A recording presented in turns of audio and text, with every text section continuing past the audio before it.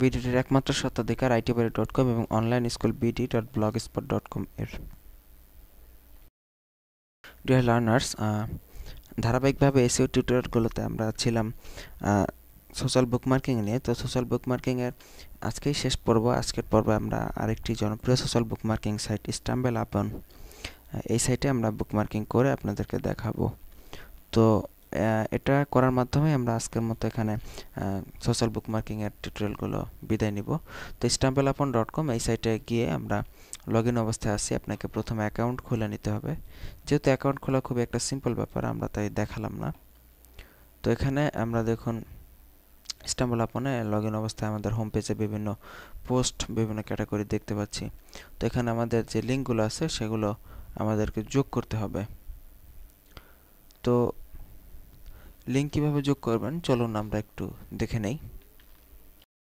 তো স্টাম্বল আপনে আপনাকে লিঙ্ক সাবমিট করাতে গেলে আপনাকে এই যে এখান থেকে ইউআরএলটা দেখে নিন, stumble-upon.com/submit, এই লিঙ্কে যেতে হবে।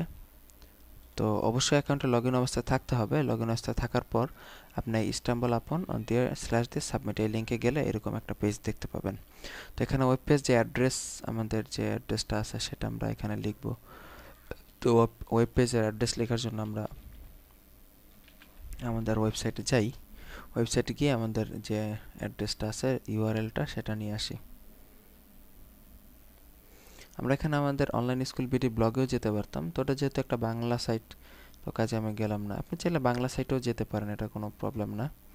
আমরা এখানে আপাতত একটা ইংলিশ সাইট দিয়ে, আমাদের একটা সাইট দিয়ে দেখাচ্ছি। তারপর is this page safe for work? Yes. তারপর এই পেজটা কোন সংক্রান্ত, আপনার এটাকে টেকনোলজি সংক্রান্ত কিনা সেটা আপনার দেখিয়ে দিতে পারেন। যেহেতু আমাদের সাইটটা মোটামুটি টেকনোলজি সংক্রান্ত, তাই আমরা টেকনোলজিতে দিলাম।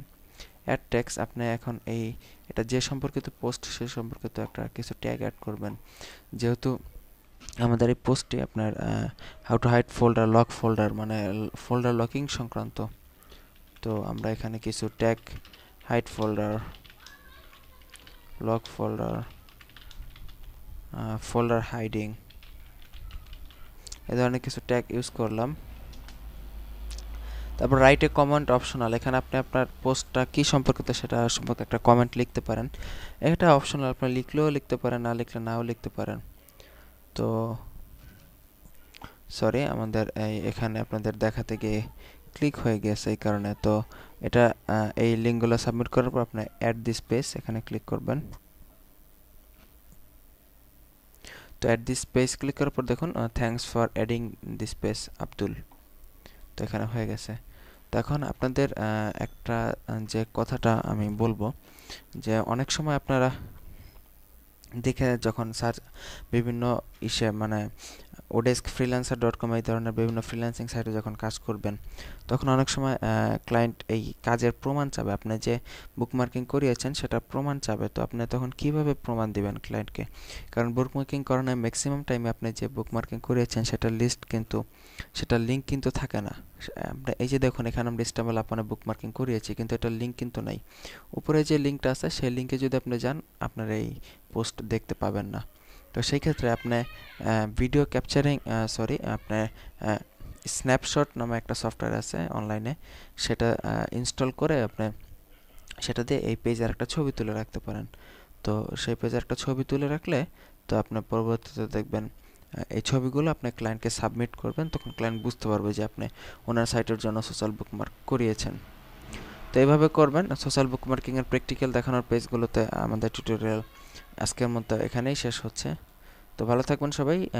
নেক্সট টিউটোরিয়ালের আমন্ত্রণ জানিয়ে আজকের মতো এখানে বিদায় নিচ্ছি আমি। আল্লাহ হাফেজ।